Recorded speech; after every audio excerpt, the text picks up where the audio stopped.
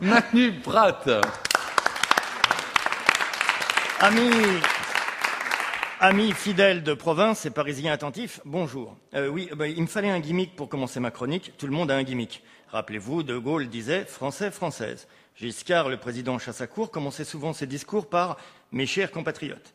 François Mitterrand, lui disait rien, il préférait écouter. Quant à Sarkozy, je sais pas, parce que comme il n'arrête pas de gesticuler en faisant ses discours, je préfère pas le regarder. J'ai mal au cœur, c'est un petit peu comme lire un livre à l'arrière d'une voiture en marche, ou fixer un point dans le lointain sur un bateau dans une mer en furie. Au bout de 2 minutes, je vomis. Donc j'y arrive pas.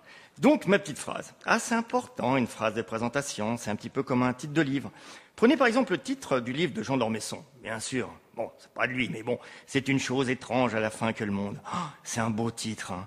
On dirait presque un conte, un beau conte pour enfants. Moi j'adore. Ah, les histoires pour enfants, moi je suis fan à mort. Miroir, mon beau miroir. C'est beau ça, hein. Miroir, mon beau miroir.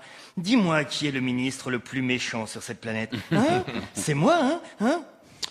Non, lui répondit le miroir, c'est pas toi. Comment ça, c'est pas moi? Mais pourtant, je fais tout pour. 8000 familles, hommes, femmes et enfants, qui n'avaient pas grand-chose à bouffer chez nous. Je les renvoie là où ils auront encore moins de choses à se mettre sous la dent. Ça mérite bien le titre du plus méchant ministre de la planète, non? Ouais, pas vraiment, lui répondit le miroir, pas vraiment. Oh, mais mince! T'as pas vu les images? Des hordes d'hommes en bleu, casqués, boucliers, matraques à la main, devant des enfants en jupes multicolores qui tenaient juste des petites poupées en chiffon pour se protéger, des gosses en larmes de 3 ans qui voyaient leurs parents se faire molester. Mais merde, jura le ministre, qui s'en portait pourtant pas facilement. Tu ne peux pas dire que je suis pas le plus méchant. Non, répondit le miroir, il y a pire.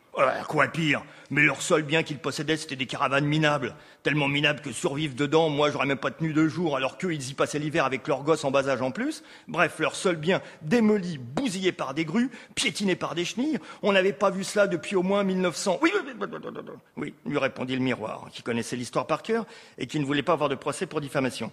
Oui, je sais, c'est assez dégueulasse, cruel, abject. Ah oui, voilà, répondit le ministre. Abject, pourri, immonde.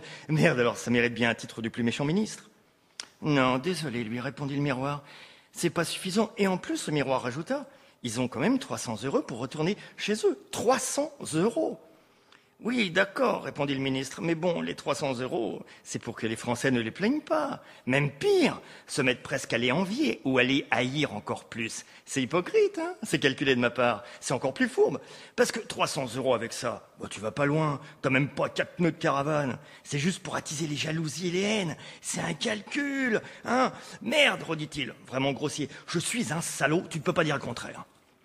Oui, commence à hésiter le miroir. C'est vrai que vu comme ça... tu vois, hein.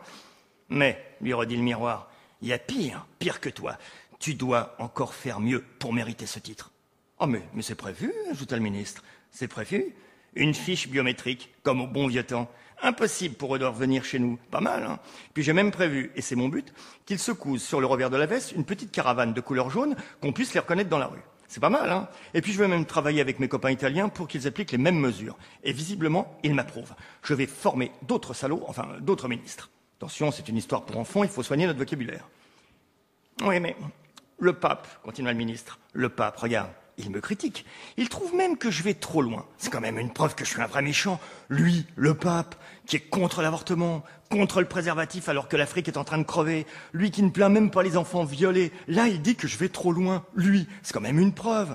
Grâce à moi, tout le monde le trouve diaboliquement sympa, le pape. Sa cote remonte et en plus, on le trouve plus humain. C'est pas mal, ça prouve bien que je suis méchant quand même. Ouais, le miroir hésitait de plus en plus. Attends. Et Christine Boutin, on peut pas dire que ça soit une déconneuse, hein? Et une championne de la liberté individuelle. Eh bien, même elle me critique. Elle me trouve pas humain. C'est une preuve. Passe encore que Villepin me traite de salaud. C'est normal, on n'est pas du même bord. Il est rancunier. Mais Boutin, elle, dire de moi que je suis un salaud, c'est une preuve que je mérite ce titre. Oui. Le miroir hésitait encore plus et était presque entièrement d'accord avec le ministre. De toute façon, je peux pas faire mieux, hein. Je les vire, je casse tous leurs biens, je leur souhaite presque un crash en avion, alors que moi, on voudrait ma mort, ma disparition. J'en rajoute une couche avec des lois comme la perte de la nationalité française. Une vieille loi de 1889, pas mal quand même, hein. 1889. Je suis un salaud et en plus un salaud qui a de la mémoire. Non, je peux pas faire plus. Enfin si, mais bon, je reste humain, je reste un homme bien. Hein. Je ne fais qu'appliquer des lois. Mes lois. De toute façon, vous voulez quoi? Vous voulez pas que je les bouffe, ces gosses, en plus? Je suis pas beau qu'à ça. Non, je suis juste ministre français. Puis, de toute façon, je ne supporte pas le rhum. Je bois très peu, ça me remonterait mon taux de cholestérol. Très bien, allez, très bien, concéda le miroir. Vous êtes le plus méchant des ministres actuels. À ces mots, l'homme sourit, recoiffa sa mèche blonde rousse sur son front et s'éloigna en slifotant la Marseillaise pour retrouver une horde d'hommes en bleu, matraque dans la main droite et canette de bière dans la main gauche. J'ai toujours aimé les histoires d'enfants. Et comme dans beaucoup de contes, ça finit bien sûr souvent mal. C'est vrai que c'est une chose étrange à la fin que le monde. Vous avez raison. Ce monde où actuellement, aujourd'hui, je ne me sens pas juif allemand, mais plutôt rome roumain. Merci. C'était Manu Pratt.